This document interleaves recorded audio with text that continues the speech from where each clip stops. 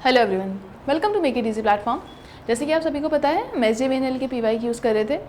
आज का जो हमारा PYQ सेशन है, उसका जो पहला क्वेश्चन है वो कुछ इस तरीके से है। विच of the following statement is correct regarding the critical path method in the network analysis. पहला ऑप्शन है, क्या CPM एक एक्टिविटी ओरिएंटेड नेटवर्क है? बिल्कुल सही है। तो CPM एक एक्टिविटी ओरिएंटेड नेटवर्क ही होता है। Next is, in CPM the time estimates are not that accurate and there is an uncertainty attach to it.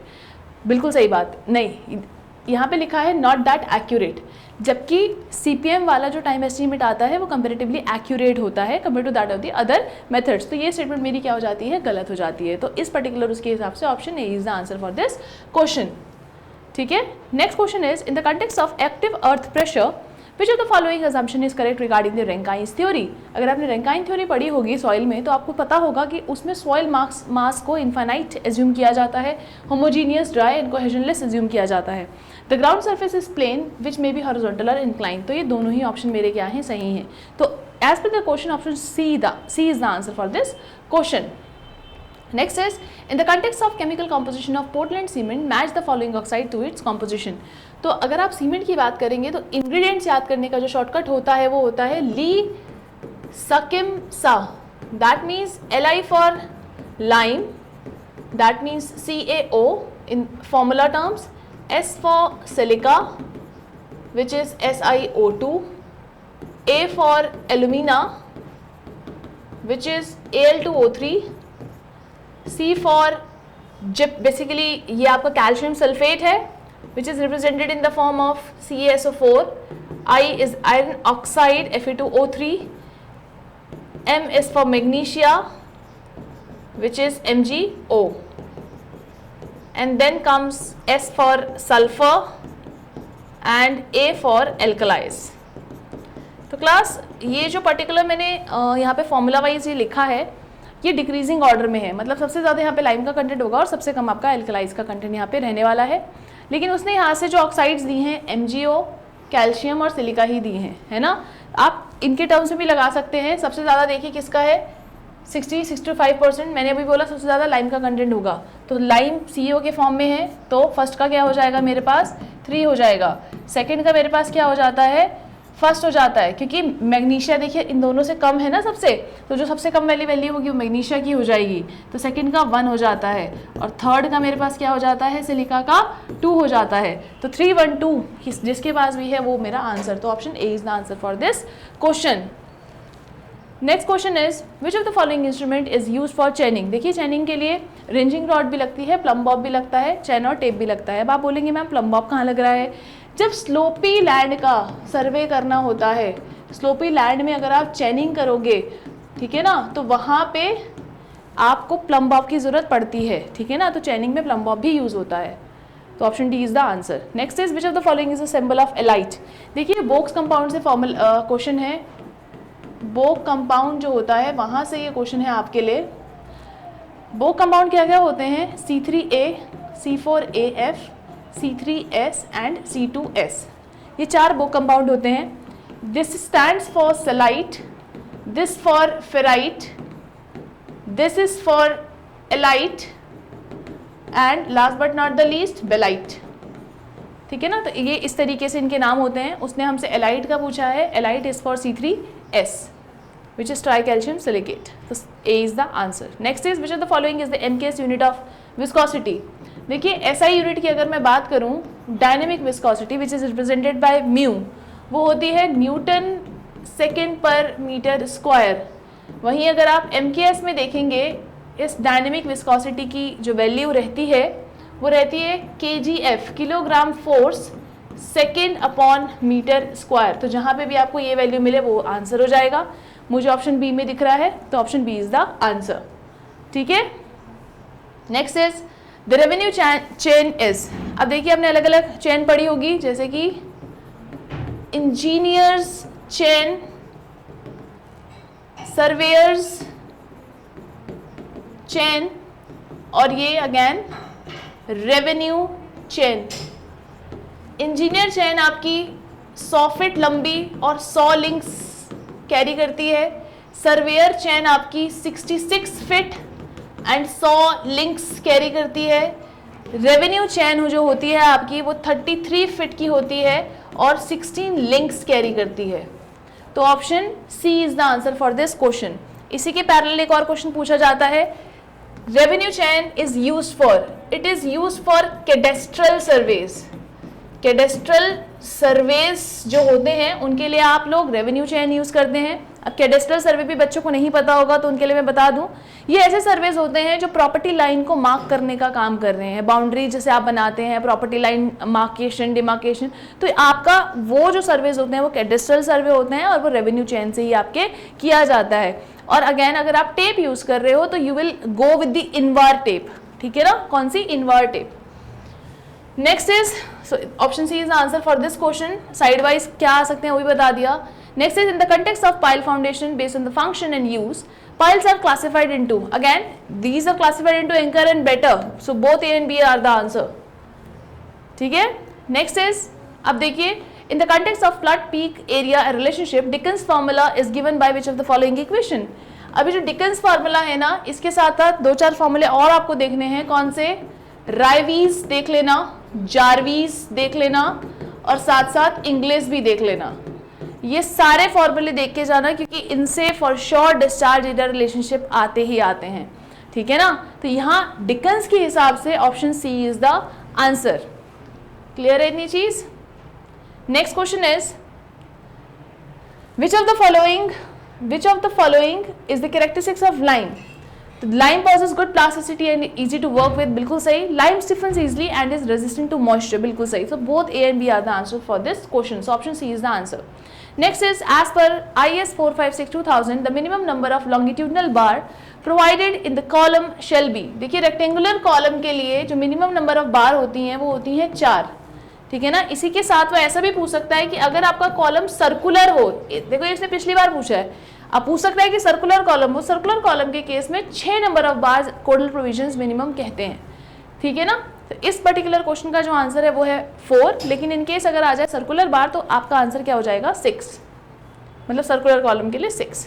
तो इस क्वेश्चन का आंसर क्या है, option number C. Next is, which of the following Bernoulli equation, in which of the following Bernoulli's equations are applicable. देखो Bernoulli equation venturimeter में भी applicable होती है, ओरिफिस में भी और पाइटट ट्यूब में भी, सो तीनों में एप्लीकेबल है। D is the answer. Next is, the application of mortar और concrete under pneumatic pressure, pneumatic pressure through a cement gun.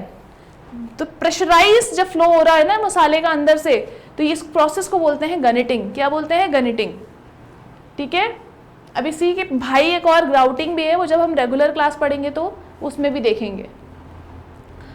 इस क्वेश्चन का आंसर क्या है, guniting. Next question is, in the context of Casagrande's plasticity chart, which of the following is the correct equation of A line. देखिए ये दो line होती हैं basic, ये है आपकी ए लाइन और ये है आपकी यू लाइन। देखो यहाँ से क्वेश्चन बनता है, यू लाइन के ऊपर कोई भी सॉइल एग्जिस्ट नहीं करती है, there is no such soil exist beyond the U line. पहला क्वेश्चन तो यही।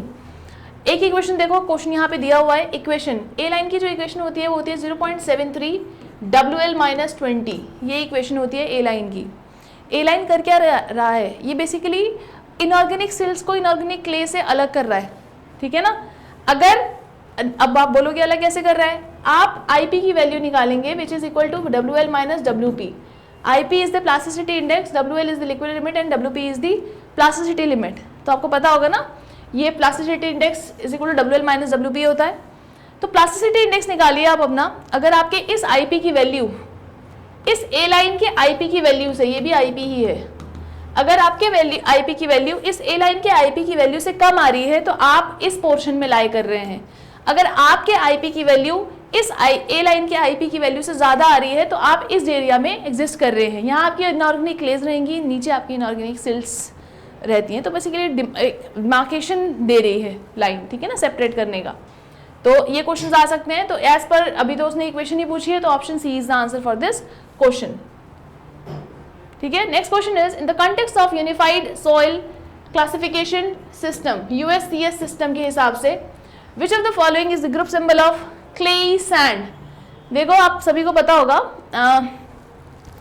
अब क्या होता है, जैसे किसी का नाम है रिद्धिमा पवार, तो आपने देखा होगा बहुत सारे रिज्यूमेज में आजकल it's a trend Pawar Ridhima, मतलब पवार पहले आ जाएगा, रिधिमा बाद में आ जाएगा, इस तरीके से याद रखना है आपको।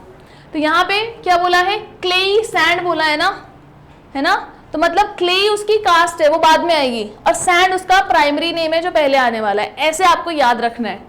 तो सैंड का नोटेशन मतलब क्या होगा, पहले आएगा, और क्ले का नोटेशन आपका क्या होगा, बाद में आएगा, और यही आपका नोटेशन हो जाएगा क्लेई सैंड का। तो option A is the answer for this question. जिस तरीके से बताया है इस तरीके से याद करना इजी है, आप याद कर सकते हैं। Option A is the answer.